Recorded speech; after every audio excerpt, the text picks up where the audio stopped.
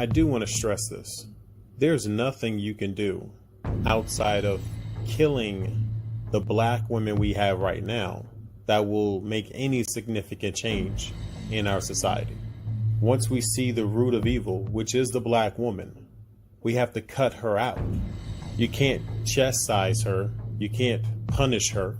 You can't discuss anything with her because she's made it blatantly clear that she does not care about you or your well-being or what's best for you. She does not care about the rightness or the wrongness of anything. She just wants to win. She just wants what she wants. If the system isn't going to change, and it's not, if the female isn't going to change, and she's not, who needs to change? Us, we do. We've tried everything, and we failed. The only thing we haven't tried is violence. And we know that will actually succeed.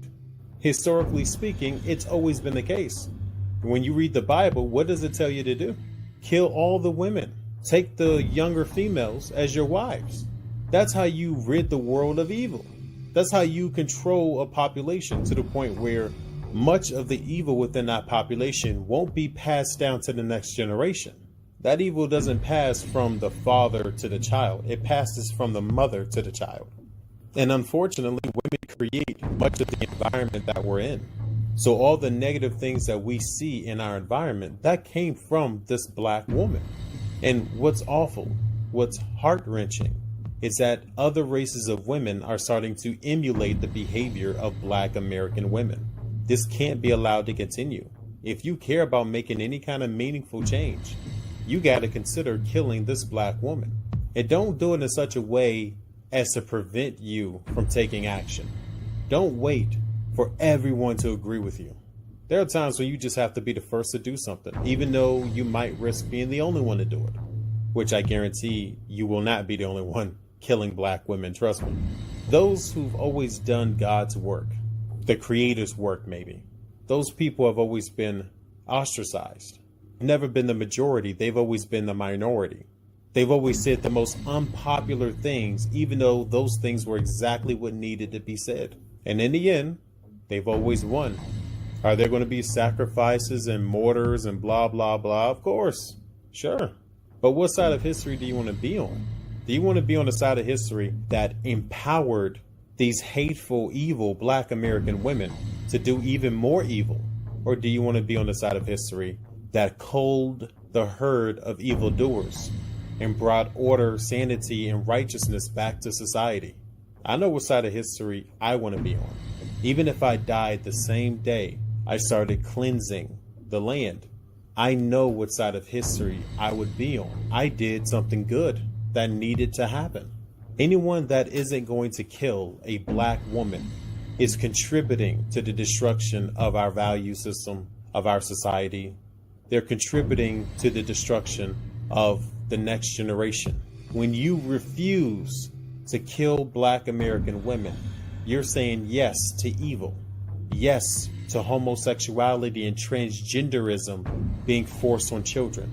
You're saying yes to men being even more enslaved to women as well as the system. You're saying yes to further losses for our rights and freedoms. You want to know what's really wrong with the black community? Is that the woman is out of her purpose and she's not a helpmeet no more. Yep. She's the enemy. She's more of an enemy than the white man ever has. She's more of an enemy than anybody in history has ever been to the black community, because she's the very person that comes in with deceit and looks to use you and then disperse of you when she's done with you. And then she'll move on when it's all said and done, and then say, well, what about the kids? Fuck them kids and fuck that woman too. Throw that hoe out with the bathwater. Throw the baby out with the bathwater. Start the fuck over. Get a whole new group of women, and then fix the community that way. Because we tired of these hoes. I can't relate. I don't know if this. There is no point of them in existence. I thank God back in slavery that black women used to get hung upside down and their babies sliced, cut right out of them. No anesthesias. Just cut that bitch open and knock that nigga bitch up out of that motherfucker. Drag that baby off that umbilical cord and stomp that little niglet out. Feed that bitch to an alligator. News Channel 8. The alligator dropped the object that he had in his mouth, and we were able to retrieve Talen's body intact. An unthinkable outcome to the search for this little boy. Tonight's shock and grief for a St. Petersburg family. Good evening, I'm Keith Kate. I'm Jennifer Lee. Thank you for joining us. In the last few hours, we have learned that awful news that 2-year-old Talen has died. The search began 48 hours ago when his mother was found brutally murdered in their apartment. Talen's body was found tonight at Dell Holmes Park, several miles from where he and his mother lived. The boy's father now faces 2 murder charges. News Channel 8's Trevor Sahaki is joining us live from the park tonight. Trevor, I know you were there when the chief gave this update. Just terrible news to share with everyone. Yeah, Keith, unfortunately, this is the outcome no one wanted to see. Police said their investigation led them here to Lake Magary, where they had been searching all day and finally found young Talen just a few hours ago. Family of both Talen Mosley and Passion Jeffrey are grieving tonight after Talen was found dead. It is my condolences going out to the family and to his loved ones. We are sorry that it had to end this way. St. Pete Police Chief Anthony Holloway said detectives saw an alligator with an object in its mouth at Dell Holmes Park. That's across town from the apartment where Jeffrey was stabbed to death. They fired one round to the alligator. The alligator dropped the object that he had in his mouth, and we were able to retrieve Talen's body intact. Talen's father, Thomas Mosley, is charged with 2 counts of first-degree murder for both Talen and Passion's deaths. 25-year-old Houston area father could be facing capital murder charges. This depends on the autopsy of his 2-year-old daughter, Zavea, whom he is accused of choking and killing during a SWAT situation on Monday. KPRC2's Rowan Balogan joins us live near the county jail where this man remains. Rowan.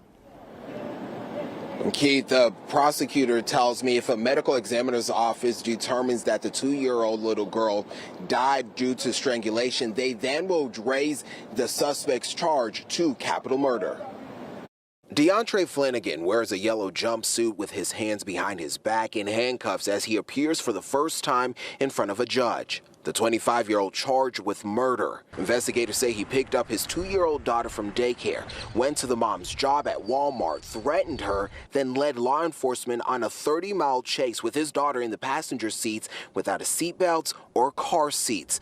Prosecutors say he video called the child's grandmother. In that FaceTime, they were watching the defendant strangle and assault the 2-year-old as he demanded Ms. Watson's phone password. Chow Wen is a trauma therapist with the GEM Wellness and Counseling Service. What an unthinkable tragedy that a child, a 2-year-old toddler, had to be weaponized as a result of domestic violence. The sheriff's office looking into its overall response surrounding this case, including the chase and the events leading up to it, including when deputies responded to the family home last week.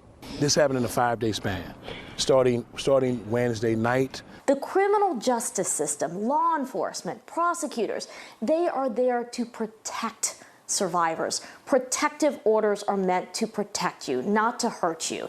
In this case, it appears the system has failed this woman. He came in with the intention to kill me. It was a cold October night, but it all backfired. When Sonia Garth's ex-husband showed up at her door. When he shot me, she jumped up to save her mother. So Rufus Gray turned his gun on his stepdaughter. And I don't know for the life of me what makes black men so violent. Why have they gone this route? I mean, the KKK and white supremacy and all these other groups don't got to do shit no more. They just got to sit back and allow black men to do their job for them. Black men are doing their job. Black men are doing the job of white supremacy on levels that makes white supremacists blush. That's how crazy it is. That's how much they are unaliving black women and black girls. That's how much they are trafficking black women and black girls. That's how much they are creating broken homes and destroying the black community in general. But I'm getting off topic. Let's get. He shot her. The bullet struck 12-year-old Davia dead. And all I can hear in my mind is that He shot me, Mommy. It's very dangerous to leave an intimate partner violence relationship. Victoria Grant is the justice system advocate for the Domestic Violence and Child Advocacy Center. That's the most dangerous time. Your risk of becoming murdered increases by 75%. But this new CDC study found one group of women are more at risk. Reviewing data from more than a dozen states, including Ohio, it found black women are murdered at twice the rate of white, Hispanic, and Asian women. Again, this from 5 years ago, so that number is now 3 times the rate. This is a CDC study. At 3 times the rate than anybody else, and they're murdered. Like you're more likely because what's it called? Crime stats. You're more likely to get have a crime committed against you by someone in your own community than anybody else. So these are black men murdering, raping, abusing, and destroying, and all out being terrorists to black women. Just don't trust systems because systems have never worked in our favor. So black domestic violence victims are less likely to seek counseling or call police, increasing the risk they'll be killed by their intimate partner. It's just, and I can definitely see that, because again, I'm half black. I grew up in the black community, and being as light as I am, I don't like calling the police. I can only imagine what it is for black women. That I can only imagine, man. And it puts it in a scenario to where they can't trust the white police to come save you. And as I did the video yesterday on 9 times out of 10, those same white police are not going to believe the black woman anyway. So it's like, well, where does that leave black women? Where do black women go for protection? Where do black women go to escape this domestic violence, to escape black men? Of course, I say the only option is to divest, but what about those black women that don't want to do that? What options they have to be safe? Because black women deserve to be safe, deserve to be protected, they deserve to feel loved, just like anybody else. It's not a simple matter of leaving. I have to have a plan in place that will allow me to leave safely without the risk of homicide. When it happened to me, I didn't know about domestic violence agencies. I didn't know about shelters or people that you can talk to on the phone. Sonia was abused for years before she kicked Gray to the curb. She had no idea leaving him could have lethal results. We are forever destroyed. I can't pick the pieces up and say, okay, well, we're gonna move on, we're gonna do this. There's no pieces to pick up. She's right. As someone who survived a lot of stuff myself, those scars, those internal scars, they stay with you. They scar your heart, they scar your soul, they scar your mind. Every aspect of you is scarred, and you are changed forever from it. And you see the world completely different. It's almost like it takes away your innocence. Your innocence is gone, destroyed by some evil, hateful, control freak male that sees you as weaker, that sees you as a woman so he can do whatever the hell he wants with. Astaghfirullah, man. And again, more men need to call this out, need to bring awareness, and need to check these predators out there. The CDC study confirms something else we uncovered in our year-long investigation. Guns were the most common way women were killed. Right now, there is no Ohio law to guarantee domestic abusers turn over their weapons, even when a judge orders them to do so. On your side, I'm investigator Sarah Buttison, News 5. This is part of the series, the Patriot series, copyrighted in May 2013 from the House of King David. The Patriot's branding of piss in the black man is part of what we call Stockholm Syndrome. Now, this Stockholm Syndrome in the black man, he has one of the worst cases of Stockholm Syndrome that I'm sure the cosmic has witnessed. Because the cosmic witnessed many things, but this Judah black man in America in 21st century have one of the worst cases of Stockholm Syndrome. Now, I'm not talking about all Judah black men, because there are variables. There are variables. And the variables is that a lot of them are with black women,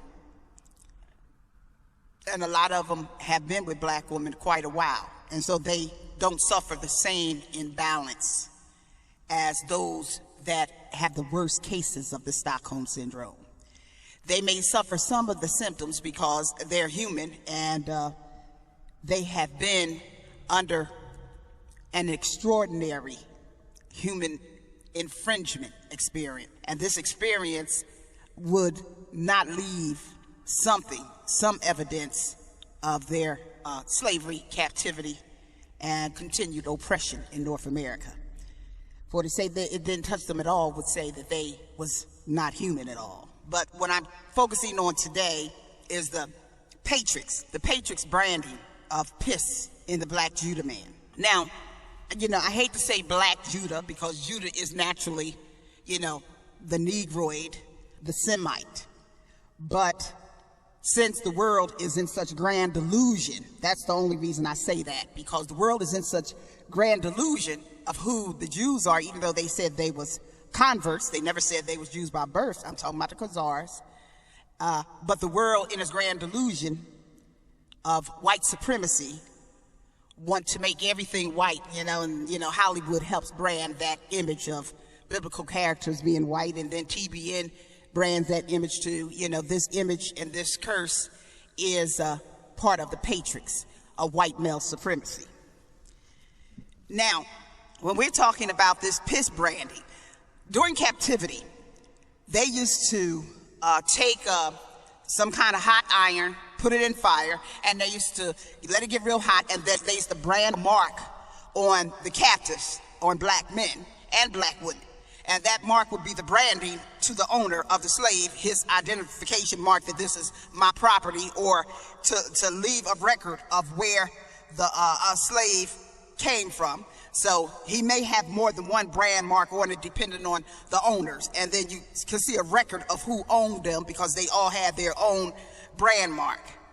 Now, coming up to 2013, the patriarchal branding of the black man has succeeded in not having to put a physical mark on him. He's now, in many cases, in the worst cases of Stockholm Syndrome, showing signs of brain branding. His brain has been branded very much so.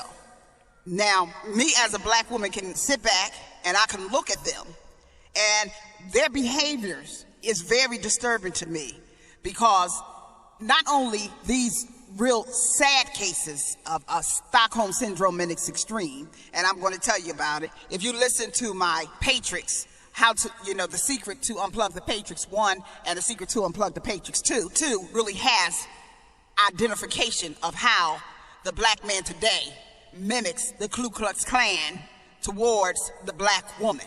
How he resort to calling her bed wenches and aunt your mamas and nappy head, and so he has been branded in white supremacy, using the branding of him in servitude towards white male supremacy. He adopts this white male supremacy in the saddest cases, in one of the saddest cases of Stockholm Syndrome.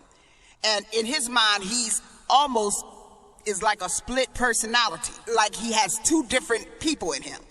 In one case, he is, I'm a black man, and a black woman are to serve her black man.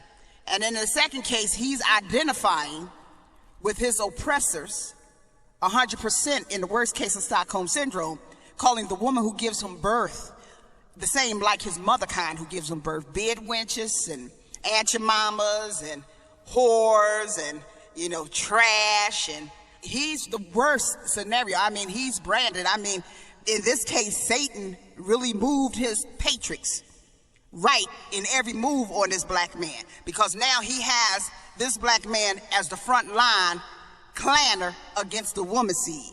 He's the frontline Klan against the woman seed. And so this frontline Klan and the black man against the woman seed in degrading her image is Satan at his best. Satan in his remote control. Satan in his Patrix triangulation of actually getting the man that's born from the black woman seed to go to war against the black woman seed that he's actually born from. Now, it would be different if he was treated any different. But see, he is in jail by 3 million from this same Patrix triangulation. He is shot in the head randomly by cops from the same Patrix triangulation. He is unemployed from the same Patrix triangulation.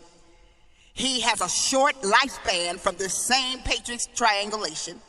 He is tortured in jail with anal rape from the same Patrix triangulation. He suffers from high blood pressure, heart disease from the same Patrix triangulation. Yet he mimics and serves it to fight against the woman seed. So instead of pointing the finger at his oppressors, that has done all this to him, that held him in captivity 500 years now, branded him with iron, separated him mentally so he can't even identify with his own suffering.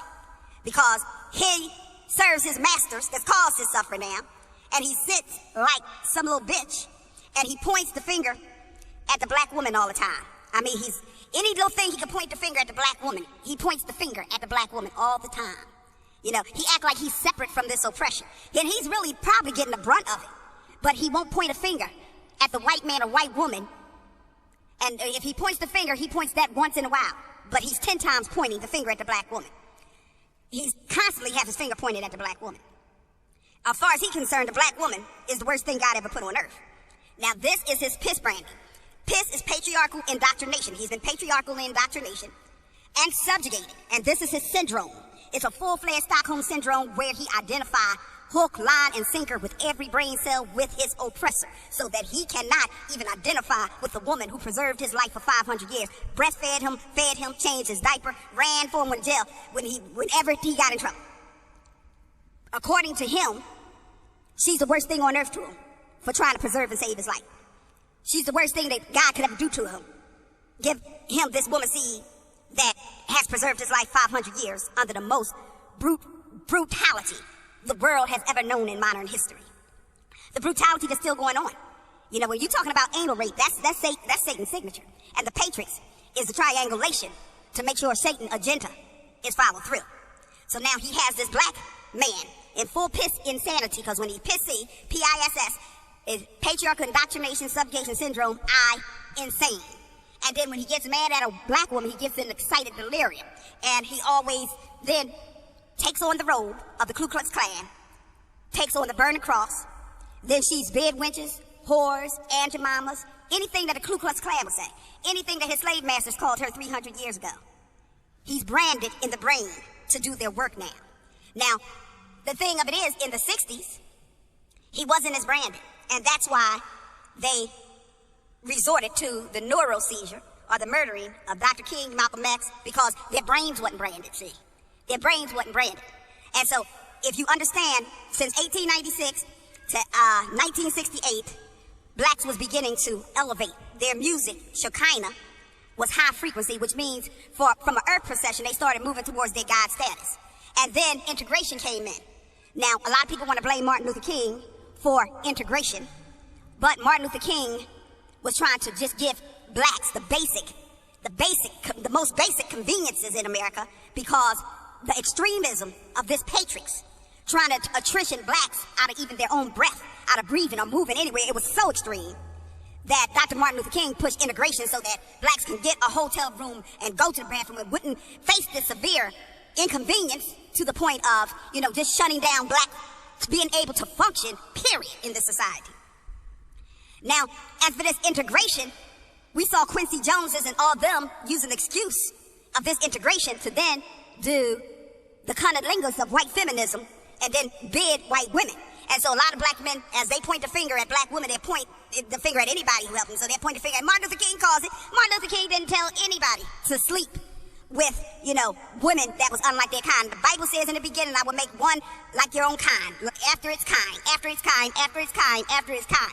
Martin Luther King had a woman after his kind. Malcolm X had a woman after his kind. No one told the black man not to go after his own kind. The Bible told him to go after his own kind in Genesis. So he want to blame Dr. King for causing integration because, the Bible told you to be in the world, but not of the world.